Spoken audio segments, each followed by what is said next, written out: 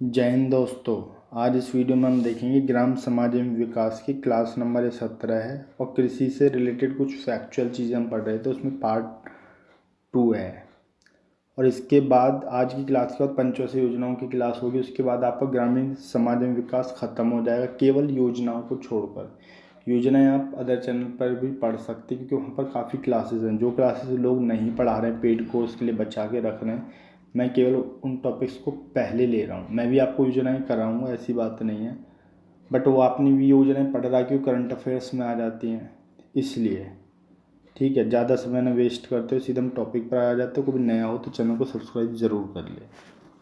ठीक है, अब देखते हैं क्या है आज के टॉपिक में। देखो, भारत की प्रमुख फसलों की बात करें तो गेहूँ, गन्ना, चावल, चाय, कॉफ़ी है। और भी फसलें हैं, बट मेन फसल गेहूँ, गन्ना, चावल, चाय, कॉफ़ी। इसमें हम क्या पढ़ेंगे, एक तो भारत की पोजीशन पढ़ लेंगे, भारत की विश्व में क्या पोजीशन है, और यूपी की क्या पोजीशन है, ये उनकी प्रमुख कुछ किस्में होती हैं, उनको पढ़ लेंगे। जैसे गाय भैंस की नस्ल पढ़ी थी लास्ट वीडियो में, इसमें हम पढ़ेंगे गाय फसलों की किस्में।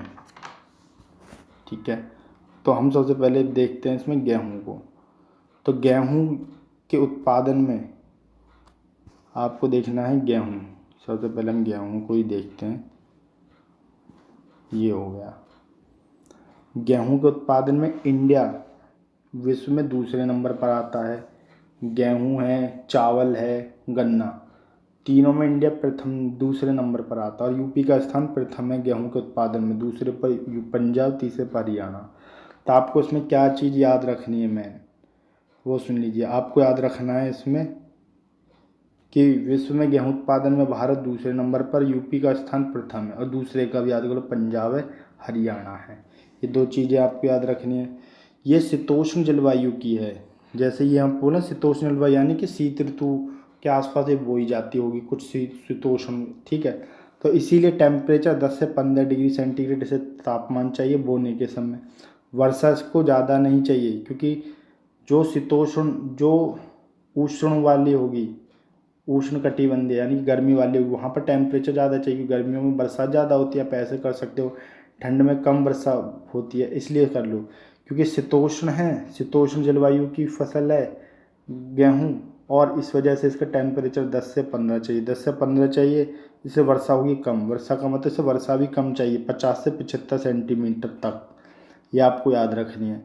ये कुल देश के कृषि योग्य भूमि, जो कृषि योग्य भूमि है उसके 15% हिस्से पर है, और यूपी में 24% हिस्से पर है जो कृषि योग्य भूमि के। तभी यूपी प्रथम नंबर पर आता है गेहूं के उत्पादन में, और भारत के 15% हिस्से पर, तभी भारत दूसरे नंबर पर आता है। ठीक है, तो ये सारी चीज़ें आपको एक एक पॉइंट करनी पड़ी, क्योंकि यूपी जो भारत की प्रमुख फसल हैं गेहूँ, गन्ना, चावल, चाय, कॉफ़ी, केवल हम उन्हीं को डिस्कस करें, इसलिए आपको अच्छे से जानकारी करनी होगी।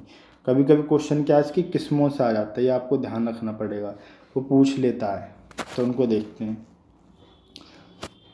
क्या आगे पूछ सकता है। वो पूछ सकता है राजो, कल्याण, राजो, इनमें पूछेगा इनमें से कौन गेहूं की किस्म है, कौन चावल की किस्म है, तो आपको कंफ्यूज करने के देगा। तो आपको जैसे IR8 ये चावल की किस्म है, तो कंफ्यूज करेगा, तो आपको याद रखनी पड़ेंगी राजो, कल्याण, सोना, सोनालिका, सैनेरा। तो देखो, गेहूं जो होता है वो थोड़ा थोड़ा सोने से कलर में रहता है, आप वहाँ से याद रख लो कि सोना, सोनालिका, ये दो तो आपको अच्छे से याद हो ही जाएंगे। सोना और सोनालिका, और सैनेरा, से से ही सोना, से ही सैनेरा। ऐसे कर लो कि सोना हो गया खेतों में, ऐसे बोलते हैं ना, खेतों में सोना हो गया, दूर से देखते हैं, तो ऐसे ही। बस आपको याद क्या रखनी है, आपको याद रखनी है राजू और कल्याण। कल्याण का मतलब कल्याण हो गया, सोना आ गया घर में तो समझ, कहते हैं ना कि अब कल्याण हो गया आपका, कि सोना बरसेगा अब तो खेतों में। तो एक गेहूँ की किस्म है, और एक राजू, जो इसे आप याद रखो कि पेपर में पूछ सकता है। अगर आप ऑप्शन एलिमिनेट करके कर लो, अगर आपने इतना भी पढ़ लिया, तो एक बार दोबारा समराइज कर लेते हैं क्या पढ़ना है आपको। देखो, गेहूं उत्पादन विश्व में दूसरे नंबर पर है भारत, यूपी प्रथम पर है, दूसरे पर पंजाब और फिर हरियाणा है। ये शीतोष्ण जलवायु के गेहूँ, शीतोष्ण जलवायु का मतलब से टेम्परेचर थोड़ा कम चाहिए, 10 से 15 डिग्री सेंटीग्रेड चाहिए। जब टेम्परेचर कम चाहिए तो वर्षा भी कम चाहिए, 50 से 75 सेंटीमीटर तक इसे वर्षा चाहिए। देश के यूपी प्रथम नंबर पर क्यों है, क्योंकि 24% कृषि योग्य भूमि है ना, उस पर ये उगाई जाती है, और देश के 15% हिस्से पर गेहूं उगाया जाता है। प्रमुख किस्म में देखो, सोना जैसे सोना, सोनालिका, सैनेरा, 63 64, इसका ये है सनेरा 63 सनेरा 64, और राजो और कल्याण हो गया। ठीक है, हम कहते हैं कल्याण हो गया, अब तो सोना बरसेगा खेतों में ऐसे कहते हैं। तो ठीक है, ये गेहूं के बारे में हो गया। अब दूसरी फसल देखते हैं हम, चावल। चावल के बारे में तो देखो, गेहूं हो, चावल हो और गन्ना, गन्ना गेहूं चावल, तीनों में भारत के पोजीशन दूसरे नंबर पर उत्पादन में विश्व में। यूपी का इसमें स्थान आता है दूसरा चावल में, और गेहूं में प्रथम। अब पूछोगे तो फर्स्ट पर कौन है, फर्स्ट पर आपको पश्चिमी बंगाल। तो आपको ये चीज़ अच्छे से करनी है। ये उष्ण कटिबंधीय है, देखो शीतोष्ण थी, ये उष्ण कटिबंधीय, यानी कि यहाँ पर टेम्परेचर थोड़ा सा ज़्यादा होगा। टेम्परेचर यहाँ पर देखो कितना चाहिए, 25 डिग्री सेंटीग्रेड प्लस, 25 से ज़्यादा चाहिए टेम्परेचर। और वर्षा भी थोड़ी, देखो टेम्परेचर ज़्यादा तो वर्षा भी ज़्यादा होगी, इसलिए यहाँ पर जो वर्षा जो 100 सेंटीमीटर प्लस, उसमें क्या था 50 से 75 था आपको वर्षा, तो यहाँ पर हो गई 100 प्लस। वहाँ पर 10 से 15 था गेहूं में। चावल की जैसे ही बात आई, क्योंकि गर्मी में होगी, तो यहाँ पर चाहिए कितना 25 प्लस। अब आप बोलोगे कैसे, याद रखें, आपको पता चावल जो है दिखता गर्मी में, अगर में ट्रिक है ऐसा मुझे पता नहीं है। वैसे देखो क्या होता है, जब मूंजी बोते हैं चावल को बेचते हो तो बहुत गर्मियों में करते हैं आदमी, आपको दिखता होगा कि मूंजी बो रहे हैं, मूंजी निकाल रहे हैं, कितना गर्मियों में कितना हार्ड वर्क करते हैं, कितना गर्मी में पसीने आ गए, इतने चावल के लिए हमने मूंजी लगाई। तो उसी से याद कर लो ना, ये गर्मी वाला है, गर्मी वाला उष्ण कटिबंधीय फसल है ये, इसलिए तापमान थोड़ा सा ज़्यादा चाहिए गेहूं की तुलना में। गेहूं कहते हैं ना चावल रोटी, कुछ लोग रोटी खाते हैं कुछ लोग चावल खाते हैं, तो ऐसे रख लेना, गेहूं के लिए टेम्परेचर कम चाहिए, चावल के लिए थोड़ा ज़्यादा। 10 से 15 की जगह 10 और 15 कितने होते हैं, जो गेहूं के लिए 10 से 15 चाहिए था, 10 15 कहाँ पर जोड़ दो 25 हो गया। ठीक है, वहाँ पर कितना चाहिए था 50 से 75 चाहिए था, इन 25 और कर दो 100 प्लस चाहिए। और ये भारत के यूपी में 18% हिस्से पर होती है, यूपी में 18% हिस्से पर होता है चावल, तभी यूपी दूसरे नंबर पर है। गेहूं में कितने पर 24% हिस्से पर हो रहा था, तभी प्रथम स्थान पर था, ऐसे भी याद रख सकते हो। अब भारत में कुल 25% भाग पर होती है क्या, ये चावल। ठीक है, इसकी प्रमुख किस्मों के नाम बताएं। अधिकतर इनमें कोई नदी है या देवियों के नाम पर हैं, जैसे कि पद्मा है, जया है, भवानी है, कावेरी, जमुना, IR8, ताइचुंग, ये सारी चीज़ें हैं।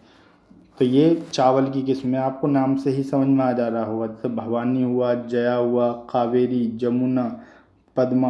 आपको ये याद रखना IR8 ये भी चावल की किस्म है। जैसे उसमें सनेरा 63 64 था, सनेरा किससे बना था, सोनालिका से, सोना बरसता खेतों में गेहूँ। तो पद्मा, जमुना, जया, भवानी, कावेरी और ताइचुंग, एक ये ताइचुंग याद रख लेना, ये है आपका ताइचुंग, ये भी चावल की किस्म है, एक आपको ये याद रखनी है। ठीक है, आपको क्योंकि इंपॉर्टेंट फसलें में पूछ सकता है, वैसे तो आपको सिलेबस के अकॉर्डिंग सिलेबस में है नहीं इतना, बट मैं आपको पढ़ा दे रहा हूँ जिससे आप थोड़ा सा एक्स्ट्रा भी कुछ से आप क्वेश्चन कर पाओ। और पेड कोर्स नहीं है इसका मतलब ये नहीं कंटेंट में कमी है, कंटेंट में कहीं कमी नहीं आपको लग रहा होगा। अब देखते हैं गन्ना, हमने गेहूं को देख लिया, चावल को देख लिया, तो गेहूं गन्ना, गैसे गेहूं, उसमें भी भारत दूसरे नंबर पर है, यूपी प्रथम पर है। गन्ना और गेहूं में देखो, गेहूं गैसे गन्ना, यूपी इसमें भी प्रथम नंबर पर है, जैसे गेहूं में था। और इंडिया का स्थान है इसमें दूसरा। गन्ना और चीनी में भी दूसरे नंबर पर है भारत, जैसे गन्ने के रस से ही तो ऐसे क्या होता है चीनी बनती है, तो उसमें भी दूसरे नंबर पर है, ये आपको ध्यान रखना है। अब ये उष्ण कटिबंधीय है, ये जो है आपका गन्ना भी जो उष्ण कटिबंधीय, ये भी गर्मियों वाला सीजन, तो इसलिए इसमें 20 से 27 चाहिए, वर्षा 75 से 130। यूपी को भारत का शक्कर का कटोरा कहते हैं, यूपी को जो है भारत का शक्कर का कटोरा, क्यों, क्योंकि गन्ने में उत्पादन में नंबर 1 है, इससे यूपी को भारत के शक्कर कटोरा यूपी को कहा जाता है। और गन्ना अनुसंधान केंद्र ये कोयम्बटूर में है, गन्ना अनुसंधान केंद्र कहाँ है, कोयम्बटूर में। अब आप बोलोगे सबके टेम्परेचर कैसे याद रखें, आप इतना तो याद रखें ना, उष्ण कटिबंधीय है, आप ऑप्शन से एलिमिनेट कर देंगे, समझ रहे हो। बस आपको ये ध्यान रखना है, गेहूँ चावल से थोड़ा सा ज़्यादा है ये, इसके लिए थोड़ा सा ज़्यादा टेम्परेचर चाहिए गन्ने के लिए चावल से, क्योंकि चावल में तो आपको वैसे तो पानी सा रहता है, नहीं थोड़ा वो ठंडा है, गन्ने में और ज़्यादा पानी चाहिए, और ज़्यादा पानी के लिए क्या चाहिए, और ज़्यादा टेम्परेचर चाहिए, तभी तो वर्षा होगी। ऐसे ऐसे हम आप कर सकते हो। याद करने की ट्रिक है, ऐसा नहीं ऐसा होता। देखो चावल है, चावल इतना सा होता है, उसमें थोड़ा सा पानी रहता है, इसलिए पानी रहता है 25 रखा। एक गन्ना है, गन्ने में थोड़ा ज़्यादा पानी रहता है, इसलिए इसका टेम्परेचर 27 तक पहुंच गया। इसलिए वर्षा भी 75 से 130 चाहिए, वही पानी गन्ने के अंदर आ गया। ऐसा ट्रिक बना सकते हो, ठीक है। तो गन्ना हो गया। अब देखते हैं दूसरा। अब पढ़ते हैं चाय के बारे में। चाय के बारे में क्या है, देखो चाय के मामले में भी इंडिया दूसरे पर है, प्रथम पर चाइना है, ये आपको पता ही होगा। और असम प्रथम स्थान पर। कोई पूछेगा असम चाय में असम प्रथम स्थान पर आता है उत्पादन में। इसका टेम्परेचर आपको याद रहे तो कोई बात नहीं, बट आपको गन्ना, चावल, गेहूँ, इन तीनों का टेम्परेचर कितने सेंटीमीटर वर्षा चाहिए आपको पता होनी चाहिए। आप इसके लिए चाय और कॉफ़ी, देखो चाय है कॉफ़ी दोनों के लिए जो वर्षा चाहिए ना 150 से 250 सेंटीमीटर चाहिए चाय कॉफ़ी के लिए। और ज़्यादा आपको याद रखना है कि चाय कॉफ़ी के लिए तो और ज़्यादा चाहिए, क्योंकि इंसान चाय ज़्यादा पीता है और कॉफ़ी भी ज़्यादा पीते हैं। लिक्विड लिक्विड तो होता है सारी चीज़ें, तो आपको इसके और लिक्विड चाहिए और वर्षा चाहिए इसके गन्ने से भी ज़्यादा। क्योंकि गन्ना का गिलास का जूस तो आदमी कभी कभार पीता, चाय रोज़ पीता है, यानी कि और ज़्यादा उसे पानी चाहिए। तो चाय कॉफ़ी के लिए आप ध्यान रखना 150 से 250 सेंटीमीटर तक वर्षा चाहिए। यूपी में चाय की जो खेती होती है ना तराई क्षेत्र में होती है, ज़्यादा तो यूपी में नहीं होती, बट तराई क्षेत्र में होती है सो। और तराई क्षेत्र के भी नाम दे रखे हैं, सिद्धार्थनगर, पीलीभीत, देवरिया, ये हैं सिद्धार्थनगर, पीलीभीत, देवरिया में होती है। हाँ सो क्वेश्चन पूछते हैं, बट आपको बता दें तराई क्षेत्र में। इसमें असम को याद रखना, असम पहले पर है। अब देखो कॉफ़ी, कॉफ़ी के बारे में मैंने आपको बता ही दिया कि 150 से 250 सेंटीमीटर तक इसमें वर्षा चाहिए। 150 से 250 सेंटीमीटर तक आपको इसमें वर्षा चाहिए। पहाड़ी भूमि पर होती है कॉफ़ी, जैसे तराई क्षेत्र में चाय हो रही थी, पहाड़ी भूमि पर होती है। इसमें आपको याद रखना पहले नंबर पर कॉफ़ी में ब्राज़ील है, ये आपको याद रखना है। उसमें असम था चाय के उत्पादन में, याद रखना है। भारतीय कॉफ़ी में छठे नंबर पर पोजीशन है। जैसे कॉफ़ी है ना COFFEE। तो देखो 1 2 3 4 5 6, छः ही शब्द हैं। 1 2 3 4 5 6, ऐसे ट्रिक बना सकते, छठेवें स्थान पर है, ठीक है। तो कॉफ़ी हो गया। उसके बाद हम ये तो हो गया आपकी इम्पोर्टेंट फसलें, उनके बारे में कुछ फैक्ट्स। अब कुछ एक और चीज़ें हम पढ़ लेते हैं। देखो नकदी फसल जो होती है ना, गन्ना, तंबाकू, जूट, ये नकदी फसल में आती हैं, क्योंकि इससे धन, क्योंकि इसमें जो किसान है ना धन प्राप्ति के उद्देश्य से उत्पादन करता है, इसलिए इसे नकदी फसल कहते हैं। गन्ना है, तंबाकू है, जूट। पूछ सकता कौन इसमें नकदी फसल है, गन्ना, तंबाकू, जूट। अब आलू की कुछ किस्में देख लेते हैं। आलू की किस्मों के बारे में आपको कुफरी याद रखना है, जिसमें भी कुफरी लगा हो वो आलू की किस्म है। कुफरी चंद्रमुखी, कुफरी ज्योति, कुफरी लालिमा, कुफरी बादशाह, कुफरी चिप्सोमा। और चिप्सोमा आलू के चिप्स बनते हैं तो उसी से याद कर लो, चिप्स सोना, चिप्सोना आलू के चिप्स बनते हैं तो उसी से आप याद रख सकते हो, चिप्सोना है, ठीक है। तो ये आलू की किस्म होगी। और आप कुछ फैक्ट्स हैं इनको भी पढ़ लेते हैं जो आपको इसमें केस के याद रखना। नकदी फसल और पड़ती भूमि के बारे में आपको ज़्यादा याद रखना, बाकी आप पढ़ सकते हो। देखो नकदी फसल ऐसी फसल जिसे किसान मुख्य रूप से धन प्राप्ति के लिए करता है। गन्ना है, गन्ना, तंबाकू, जूट, ये हो गया। मिश्रित कृषि मैंने आपको बताया भी होगा, ये आप जब पशुपालन और फसल उत्पादन दोनों एक साथ हो तो मिक्स कृषि कहते हैं।